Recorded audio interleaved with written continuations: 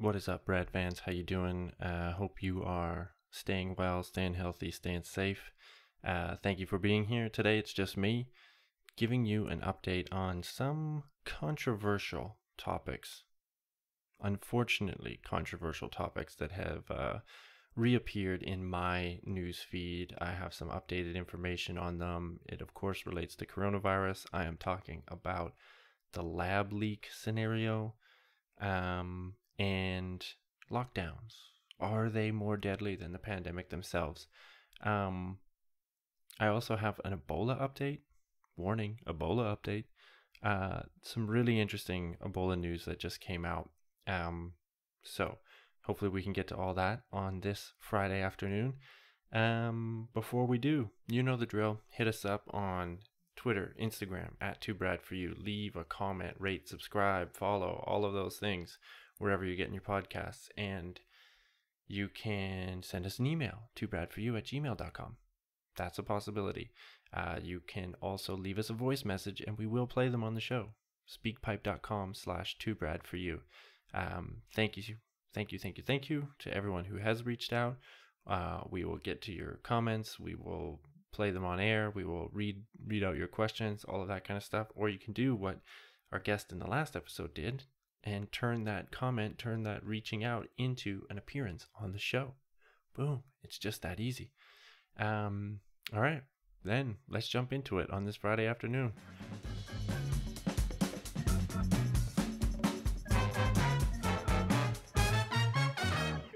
All right, folks. What are we going to talk about today? What are we talking about? Thank you, AI. It's good to know he's here today. What are we talking about? We are talking about the controversial topics, the things that have been, I guess I shouldn't say they're controversial, but things that have been politicized, rightly or wrongly. Not rightly or wrongly, definitely wrongly, politicized. And that is the lab leak, whether the SARS came from a lab, and are lockdowns harmful, i.e., more harmful than an unchecked pandemic. And it's unfortunate that these have become politicized. And I just want to do a quick aside on that because, yeah, we live in polarizing times. That's true. And yes, the media coverage hasn't been great.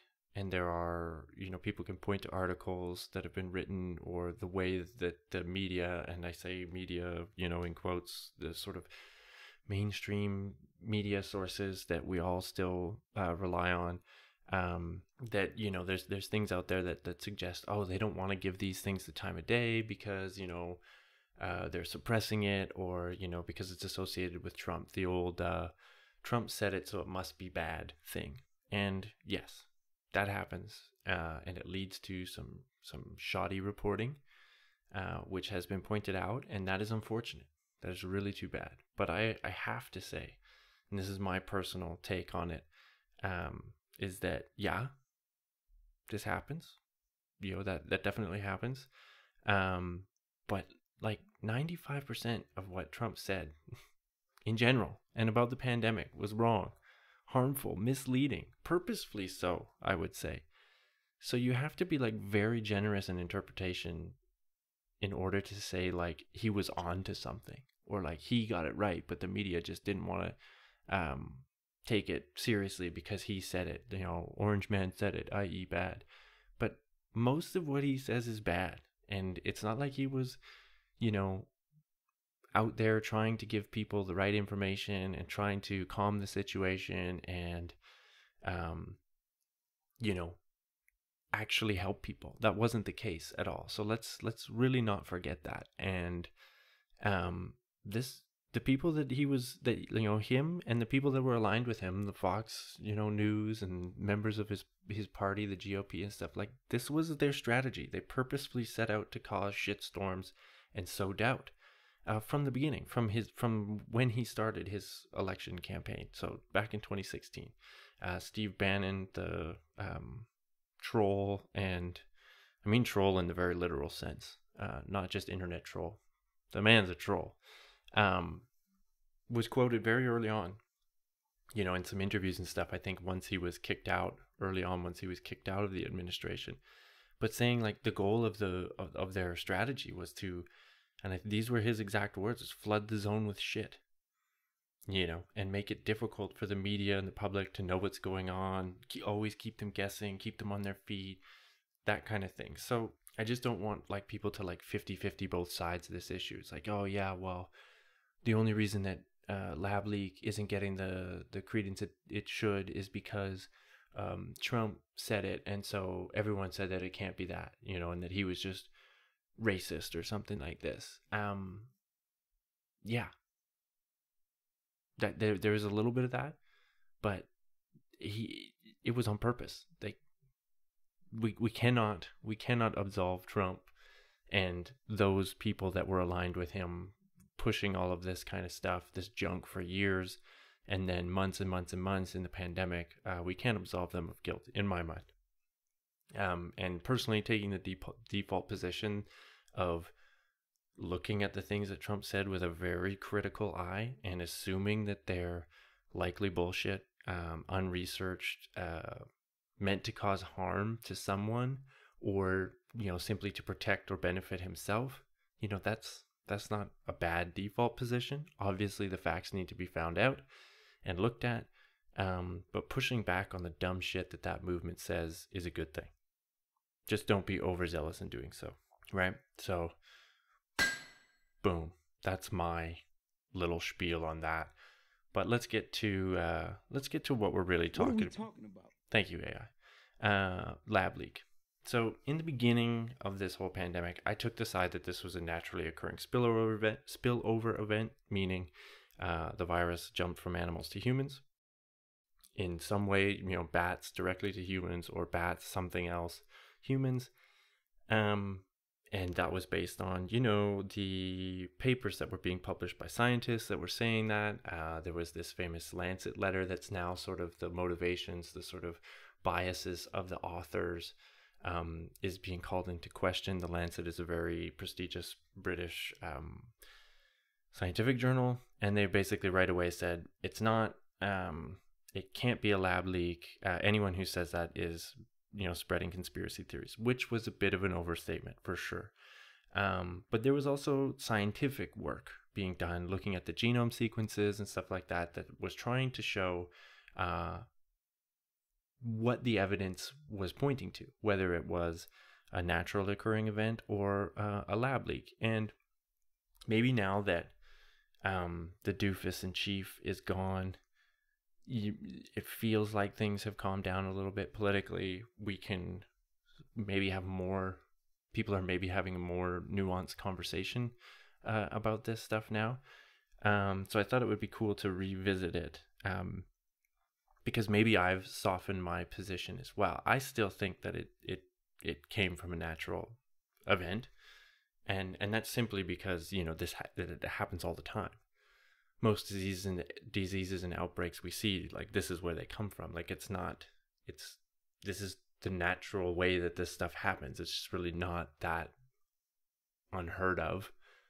In fact, it's usually what happens. And there's an enormous number of bat coronaviruses out there that we know of, and so probably even more that we don't. So it's just really no stretch that this was just a virus that popped out of bats into humans via an intermediate or not. We don't know. So that's kind of my default position, right? But the point I want to make today is that I can't say for certain, and really no one can. So we're going to have some real classic too bad for you fence sitting going on here. So there's a really interesting opinion piece written by a fella named David Relman, I believe. David Relman, scientist at I believe it's Stanford Department of Microbiology, Department of Medicine. He's on some infectious disease departments as well. So, pretty established guy in the field. And he points this out as well, that it's like no one can really say for certain. And that's the important thing, is that we have key missing data points without which neither possibility can be confirmed. So what do we know, and what are these missing data points? We know that the SARS-2 virus has two close relatives that were both found in infected miners in a cave in another Chinese province, hundreds of kilometers away from Wuhan. And we know that these samples were taken to Wuhan, where they study bat coronaviruses. So these two viral relatives of SARS-2 are close related, like they're the closest relatives we have, but they're not that close, meaning that there are other steps in between. Other closer relatives that we don't know yet. And this is the key, right?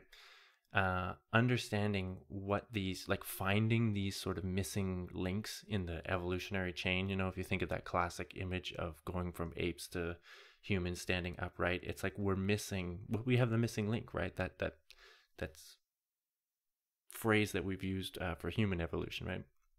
We don't know exactly how they're all related. And there's a bunch of steps in between that we don't know. So this is, we'll call it like finding the parents, right? Finding the parents of this virus is important. We have like a distant relative in these two samples that we know were in the Wuhan lab, but we don't have the in-betweens. And that will be really, really important. Second, it looks like the virus wasn't engineered, we'll say. So again, I defer to the experts in virology and genetic sequencing and all of that kind of stuff. And from what I see, those people say that there's no evidence to point to it being engineered, for example. And I mean, engineered I'm sort of using that to like specifically say like it was built. It was built from building blocks of other viruses put together in a specific manner on purpose in order, for nefarious reasons. For example, the mutations that make it different than its two known relatives that we have are kind of spread out across the genome in a random way. And that suggests a natural evolutionary process that has separated these relatives, these viral relatives, over time, rather than sort of a deliberate tinkering. You might expect to find more mutations in blocks and chunks and segments, which meant, we took apart from here and mixed it with this one and really sort of built it. Again, we can't rule that out with the missing data that we have. It's possible that they did do that with other viruses that we just don't know about. Another thing that we do know, though, is that SARS looks like it's the result of a recombination event. So the combination of two strains. So this is a normal process that viruses do. If two viruses meet, whether that's in a lab or in a host in the wild, they can mix and they can create a new virus. And it looks like SARS-2 is exactly that. And again, defer to the experts in viruses and recombination, genetics, all that kind of thing. And it looks like, there's parts of, if we sequence it and see, this part of the genome looks like it's more closely related to, I think of, like it was the pangolin virus. And this part is more related to a virus that comes from somewhere else, right? So having this strong link to two different strains indicates that it's been recombined. It's a mix of two strains. Now, again, we don't know exactly what two strains. We don't know exactly who the parents are. This is where you get that people are talking about this furin site, if you've heard of that. So this specific site in the virus that helps it get into human cells. And the two bat relatives that we have doesn't have this. It doesn't have this mechanism, doesn't have this gene to perform this function. So it's like, oh, well, how did it get it? Well, it could have been recombined with a virus that does have it. Now, there are coronaviruses that we know of that do have that site. So it's not unheard of that could happen, again, either in a lab or in the wild. We don't know. But finding those parents, the parents that combine to make this one is really key. And that's the point that David Relman makes, is that without this information, we can't say one way or another. But this is the information that we should be focused on finding, and we should be looking at all possibilities in order to do that. Now, unfortunately, China's going to China, and whether we get the information from what strains they had in their lab or not remains to be seen. I'm going to say probably not. It could equally be, though, that we could find these in the wild. We could find these two strands, we could sample them from animals in the wild and say, oh, okay, this is, it occurs in this bat, which, lives by Wuhan or not, or we found it in this pangolin, and it looks to be one of the parents. And then you could sort of piece together how these viruses might have come together in the wild. Maybe it's a pig, maybe it's a hamster or something. I don't know. I'm just throwing things out there now. But the point is that if you found these two viruses in the wild, you could then, build the pathway to how it jumped into humans. But again, without knowing the parents, we can't say either way, right? And without knowing what sequences were in the Wuhan lab, we don't know if they already have the parents. They could have, maybe they had the parents in the lab and they specifically recombined them to see, doing the so-called gain of function research, right? Which isn't necessarily a bad thing. I mean, there's a lot of ethical issues with that. So this is when we do research on viruses in order to make them more infectious, make them more deadly, in order to sort of predict what might happen so that we can try and build treatments and stuff like that sort of in advance to be more prepared. And recombining viruses is one way you would do that. So, for example, we talked about this furin site that makes it really easy for the virus to get into human cells. If you found a SARS virus that had that and another one that didn't, but had some other features that you would be interested in, you might recombine those to say, okay, well, let's look what happens when we recombine them, and maybe it'll be, this better virus. It could also happen accidentally in a lab. There was, in an Undark article, Undark magazine, they wrote an article about the politicization of this. And, the Relman piece in this article I will link to in the show notes. And they talked about that too. They interviewed one virologist who said, this kind of stuff happens in a lab where you just, you can't get perfect containment, and sometimes your samples mix and you end up with something that you didn't want or expect. So even if it did happen in a lab, it doesn't necessarily point to nefarious reasons, right? Or again, it could be gain of function research, which again doesn't necessarily have to be nefarious, but you can agree or disagree with whether we should do that.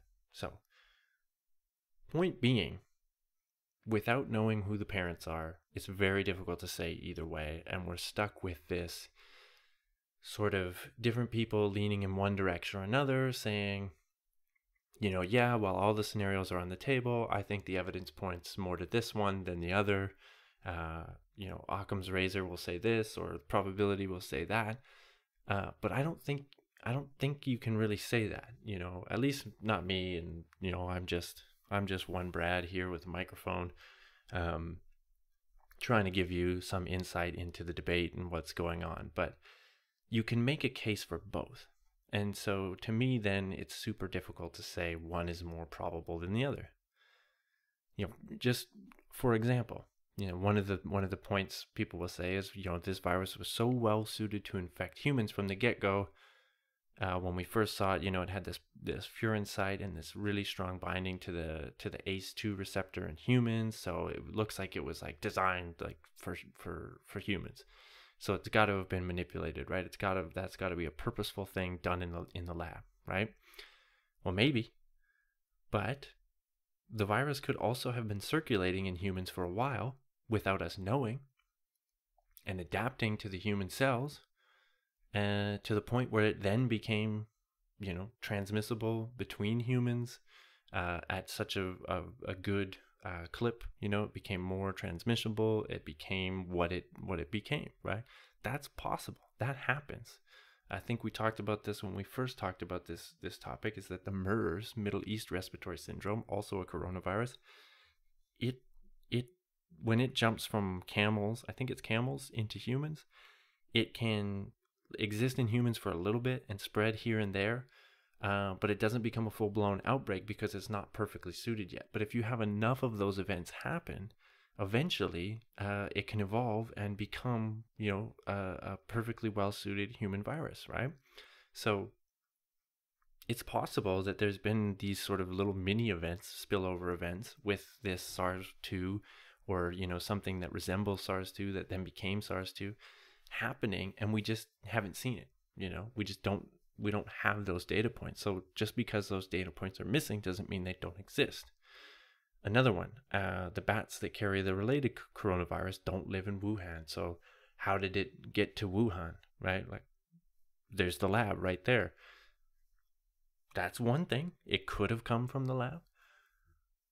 But the bats that carry the related coronavirus, again, because we don't have the missing steps in between, maybe there's, the intermediates, the parents, live in animals that are, were found in animals that were more likely to be in Wuhan, or occur along the way to Wuhan in between these two locations. But you would have to sample all the bats and different hosts that this virus can exist in, or similar viruses can exist in, almost like in a line between the cave in the other province where the related samples were found, all the way to Wuhan. And maybe if you do that, if you had like the perfect ability to sample everything, you would find that along that geographic spectrum, there's a range of coronaviruses in a range of different animals that could all recombine to make SARS, right? Like that's another possibility. You could say, well, that's unlikely or likely, but I don't think anyone really knows. There's a lot of studies that are coming out, not a lot. There's a few studies coming out that I've seen that talk about the ability of SARS-2 to infect a wide variety of animals. So they're looking at how well it binds to the ACE2 receptor. That's the receptor that it uses to get into the cells, in a variety of different mammals. And there's lots. It can exist in lots. So, again, until we have these parents, we won't really know. So another point that I've seen is, the again, relating to this, like, why Wuhan? Why did it show up in Wuhan? It must be because the lab's there, right? The coronavirus that it's related to doesn't exist in bats in Wuhan. So how did it get there? We just talked about a number of different scenarios in terms of animals and stuff. And the recombined, strains, the parent strains, they might have existed in and around Wuhan and other places. Doesn't have to be from where these bats are. But Wuhan is also, according to the media, according to the things I hear and read about it, a huge transportation hub. It's kind of in the middle of the country, a lot of goods flowing in and out, a lot of people flowing in and out, which also makes it a good place for viruses to be brought from different locations, brought together, combine, mix, that kind of thing. So again, we could say, well, that's unlikely. Probability would say yes or no as to whether that is, these scenarios, these alternative scenarios to some of these questions is likely or not. But my point is just that I don't think anyone can say with certainty what it is. And so the people that are saying, well, I believe it's this, and I'm certain it's this, or I'm 95% certain, or it's more likely this, or it's more likely that, it's really difficult to say, right? And everyone has their own sort of agendas for saying one thing or the other. There's some people that kind of have a more I don't want to say conspiratorial mindset. I don't think that's fair. And we talked about how the Lancet letter labeling them as conspiracy theorists is unfair. But let's say they're more distrustful of institutions for whatever reason. More distrustful of China. Not a bad position to take. And I'll get to another point there in a second. And then you have on the other side, people whose life work is to work with these viruses and who feel very strongly that their work is necessary in order to save people from outbreaks, to understand more outbreaks, and that it's essential work for human society.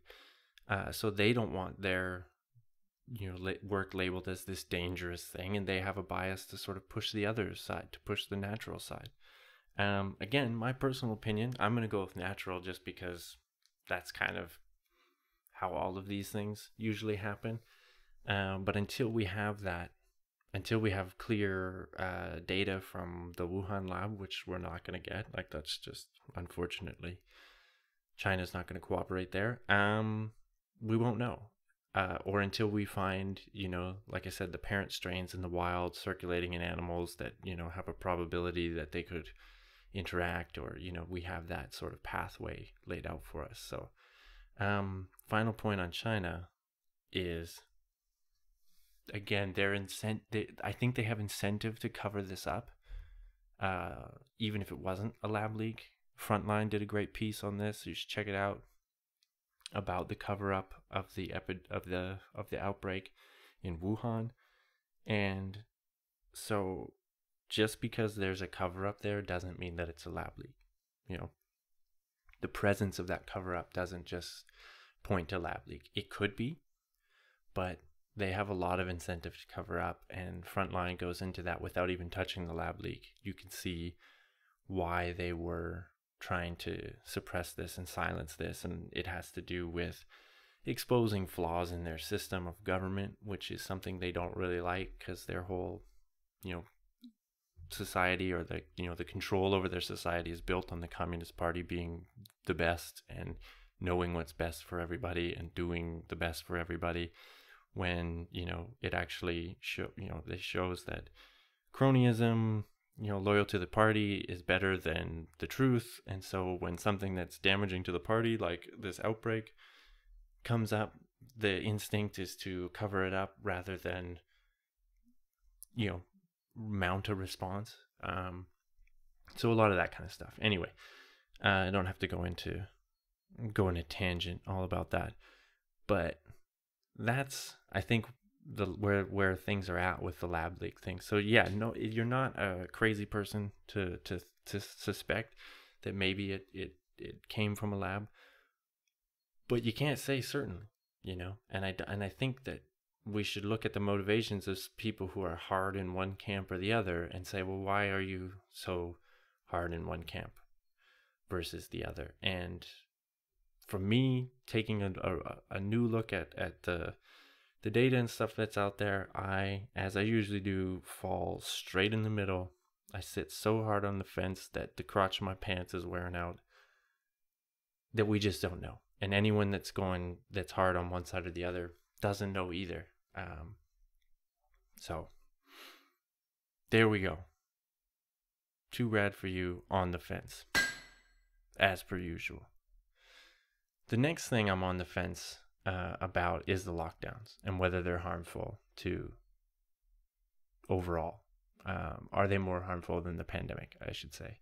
And I came across a nice piece on Twitter a nice piece on Medium, a blog piece by a guy I found on Twitter named Gideon Mariowitz-Katz, who is an epidemiologist at the University of Wollongong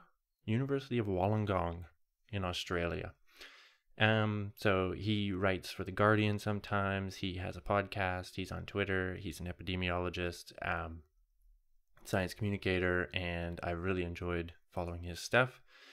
And he wrote a nice piece on the lockdowns, which again I will link to, and this narrative that lockdowns are more harmful than the pandemic itself. I guess we should move away from saying lockdowns. I think language matters, and unless you were in Wuhan or maybe some places in Europe last spring, I'm thinking France, Spain, Italy, or even Australia actually had like what you could consider like an actual lockdown. Everywhere else we've had health restrictions. We've had health regulations, that kind of thing. And maybe people would be upset with me changing the language on that. But I think it's important to say, because really you've still been allowed to go out and do things. Maybe it's not all the things you want to do. You can't go, bars and stuff have been closed, restaurants have been closed due to health orders. Yeah, but I don't know. I just, in the event of, or to prevent over politicizing things, I think language matters there. But anyway, and I think the other thing we should note is just that, like, there's this idea that, well, do lockdowns work? Do they not work? You have a respiratory pandemic. It's spread by people breathing on each other.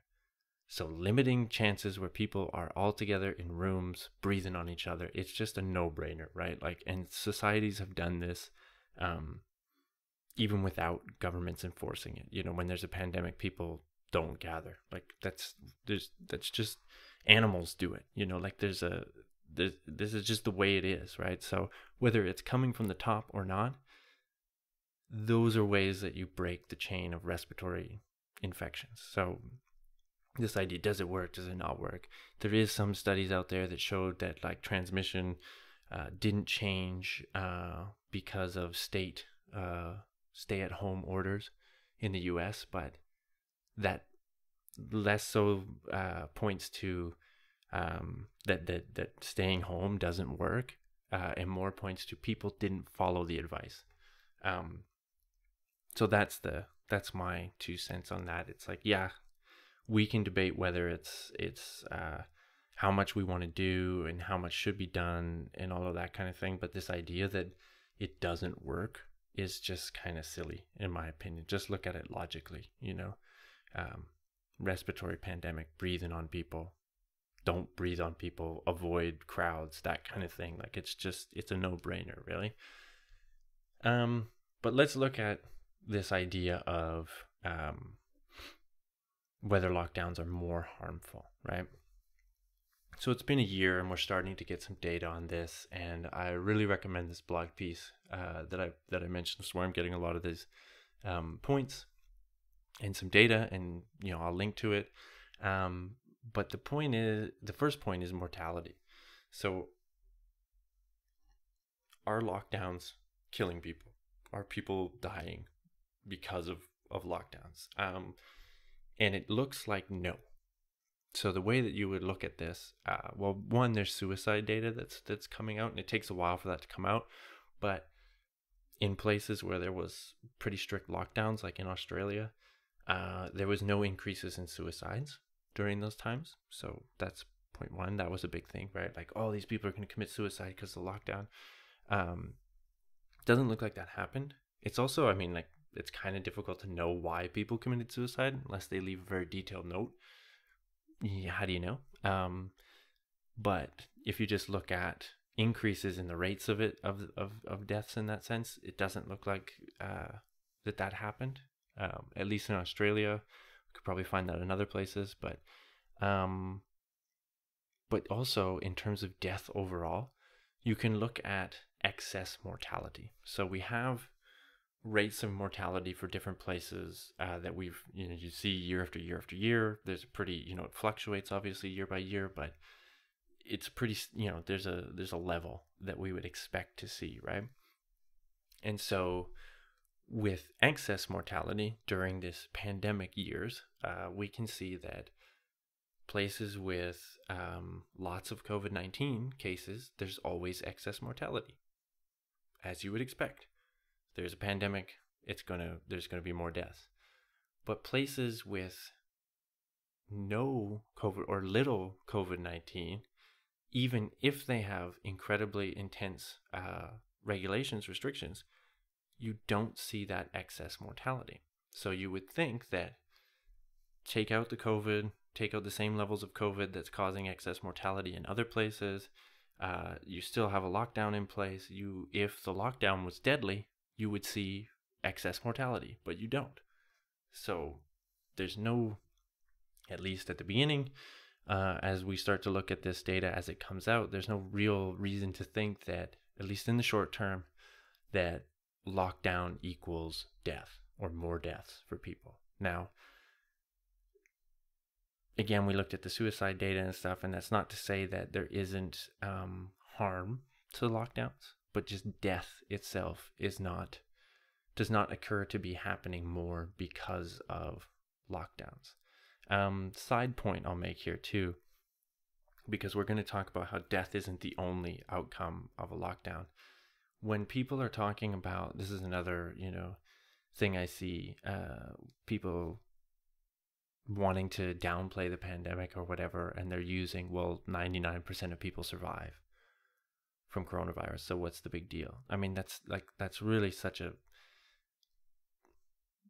deceitful kind of way of looking at it, because obviously 1% of a million is 100,000 people, so it's still a lot of people, but it's also discounts that death isn't the only outcome, of coronavirus.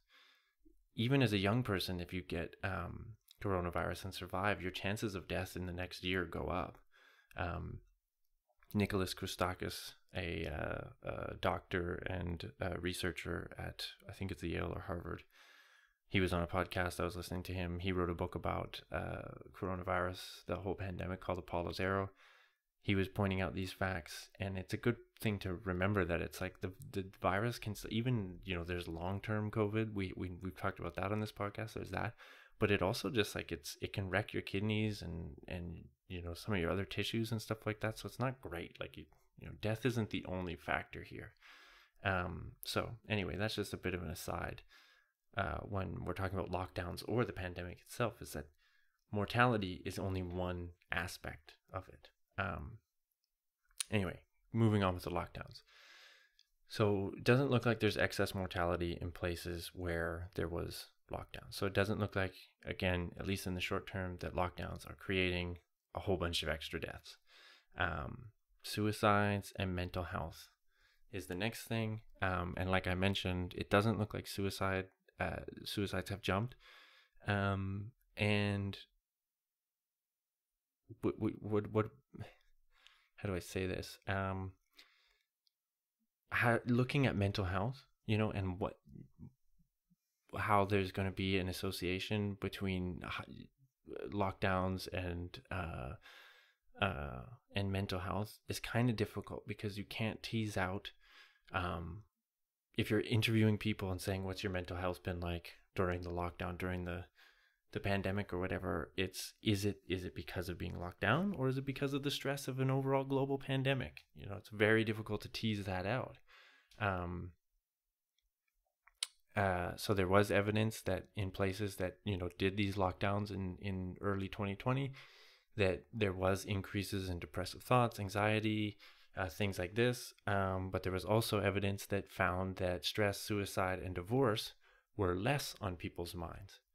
And I've talked about this book a lot on this podcast, Tribes by Sebastian Junger, that talks about the phenomenon of when people are in very difficult situations, like the Blitz in London during World War II, or the war in the former Yugoslavia.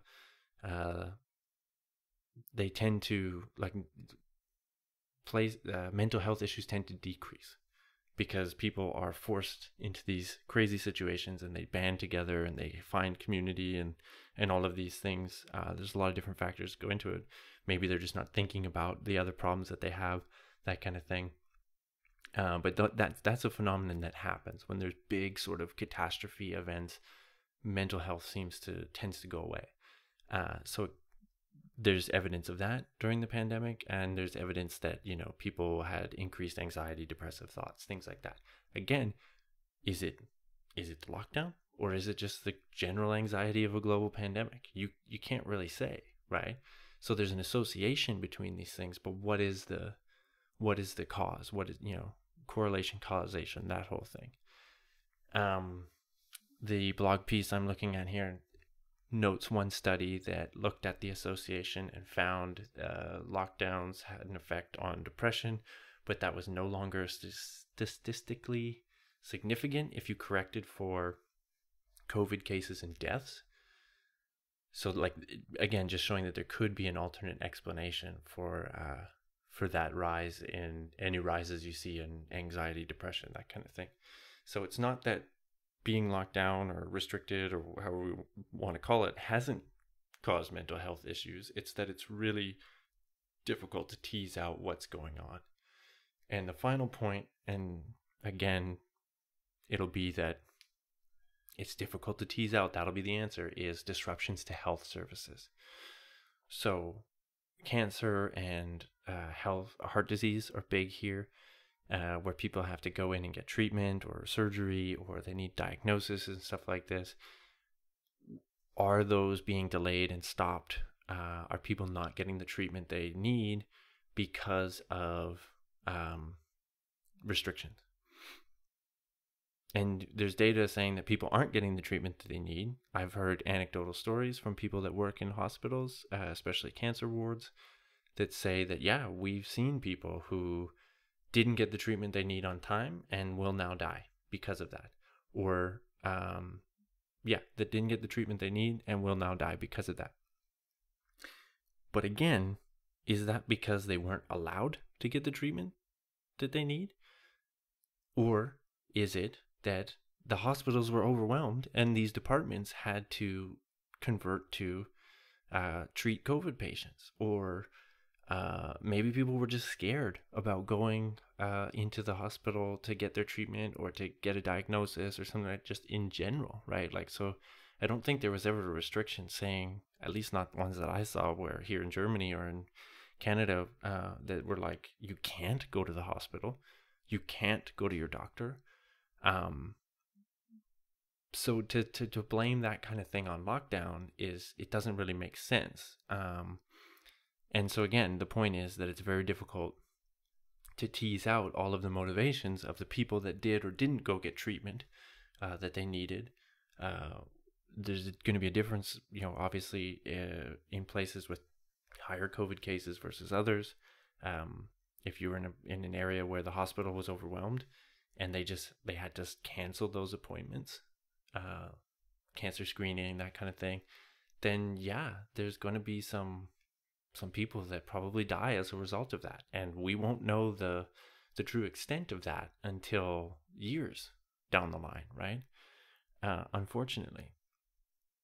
And so I want to make the point too that, if this is a point that you're making, is, the government restrictions have caused all this delay in treatment and stuff. It's like, I would point more strongly to overwhelming healthcare leads to that outcome, so maybe embrace the restrictions a little bit and try to, not burden the hospitals. It's something that I think it seems like we've all forgotten, that's the goal of these things. It's, we're focused again on mortality. Like I said earlier, we're focused on mortality as this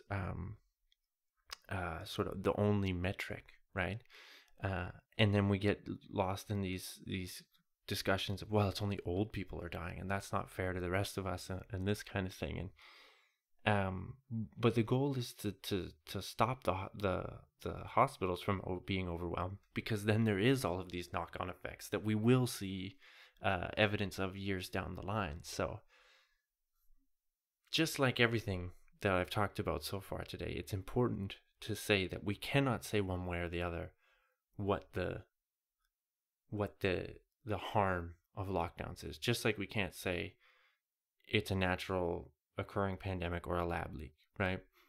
There's all of this evidence that needs to be teased out. Like I said, we can say in the short term, it doesn't look like there's an increase of mortalities or suicides coming from these lockdowns. We don't know what the knock-on effects of people losing their jobs and stuff like that will be. Domestic violence increases, that kind of thing. So there is, like, you can't say 100% that it's not harmful, and you can't say 100% that it is harmful, right? Classic fence sitting.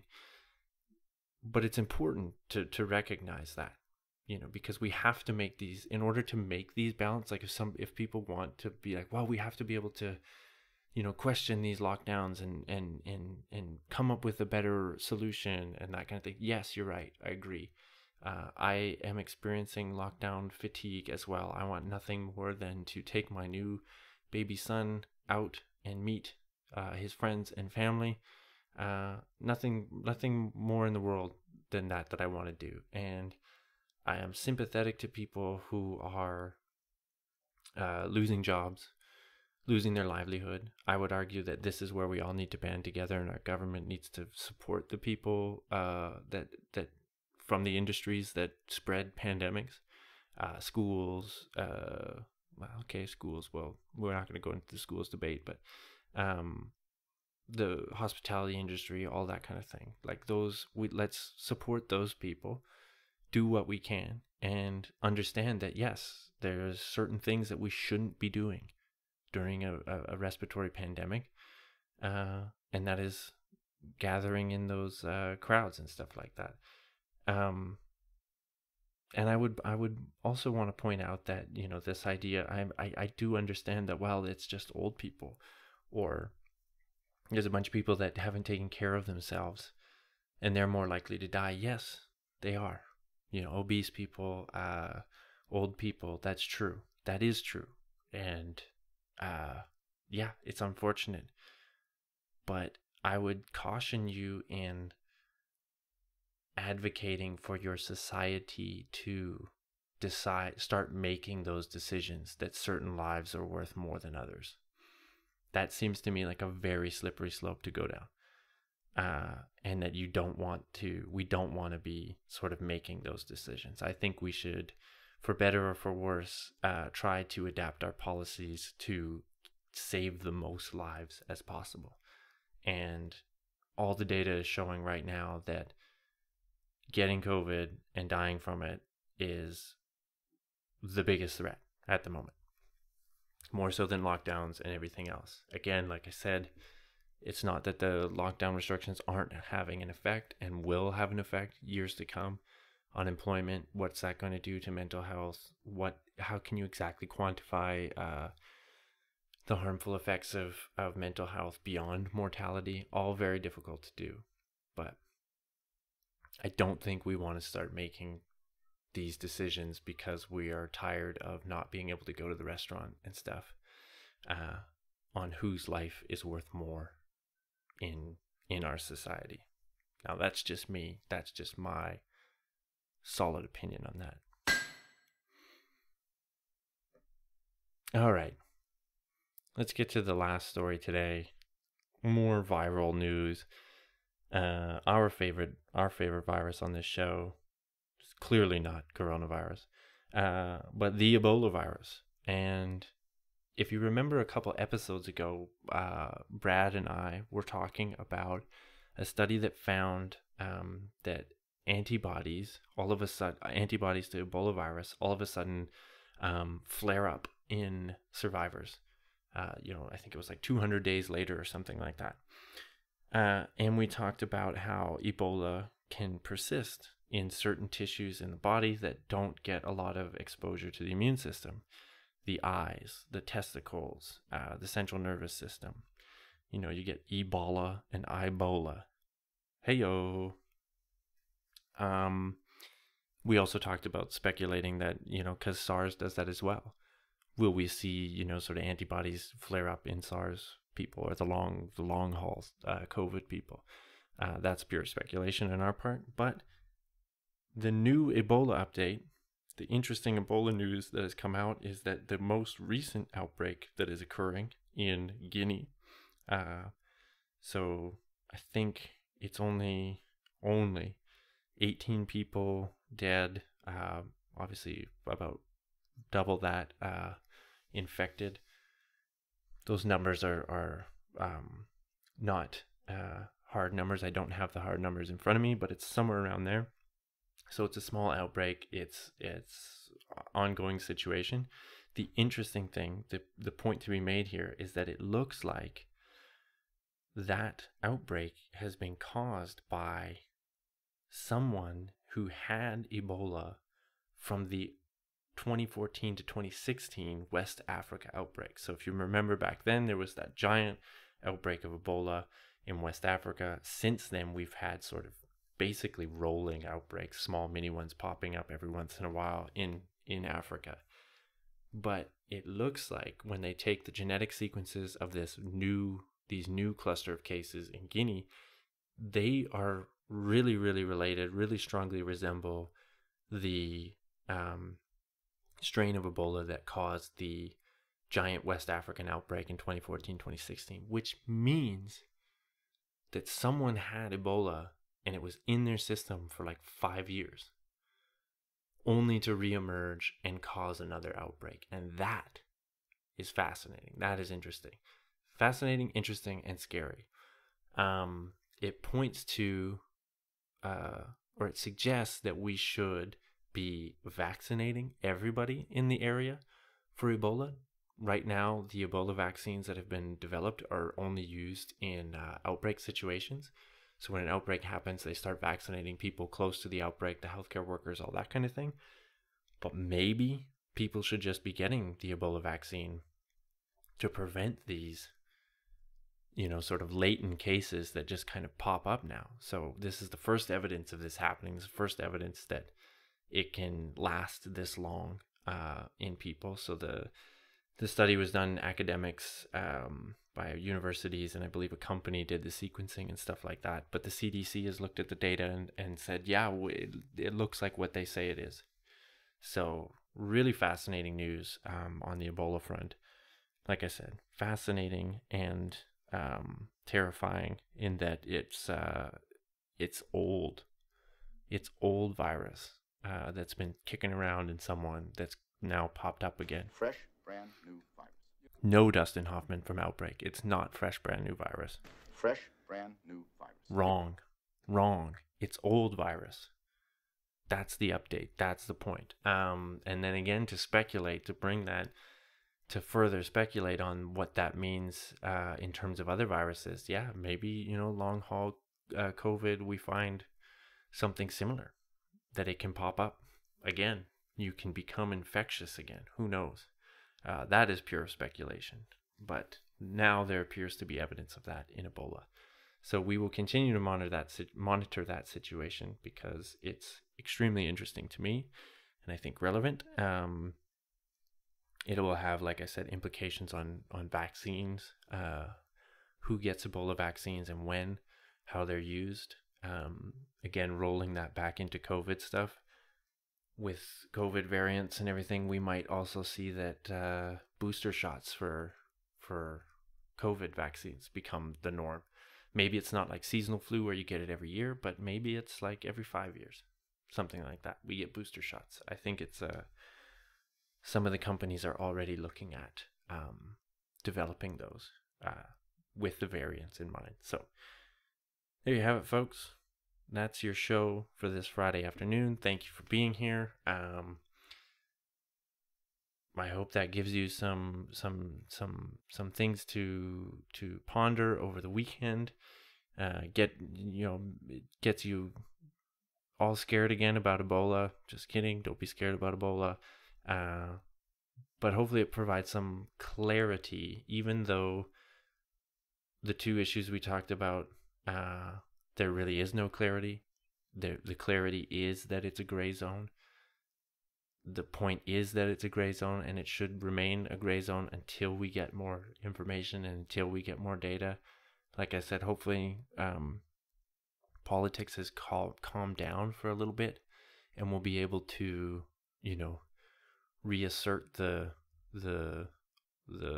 calm middle of the spectrum. I hope so anyway. And these are two issues that continue to come up that are totally based on data and science and not politics, but have become the opposite. So there you have it. My takes on three interesting topics, all viral related for this episode. You can bring it to the bank, and in a couple weeks, I will change my opinions completely and sit on another fence. You know me. Until then, reach out to us on Twitter at TooBradForYou. Same handle on Instagram, TooBradForYou@gmail.com if you want to email the show. Leave us a voice message. We will play it on the show. Speakpipe.com/TooBradForYou, where you can find links to all of those things on our show page, TooBradForYou.wordpress.com. And that is where you will also find in the coming days the references and links. Links to the references that I use to give you this episode. Thank you all so much for listening. I will catch you next time. Until then, stay safe, stay healthy, try to love one another, you know, the usual. Bye for now.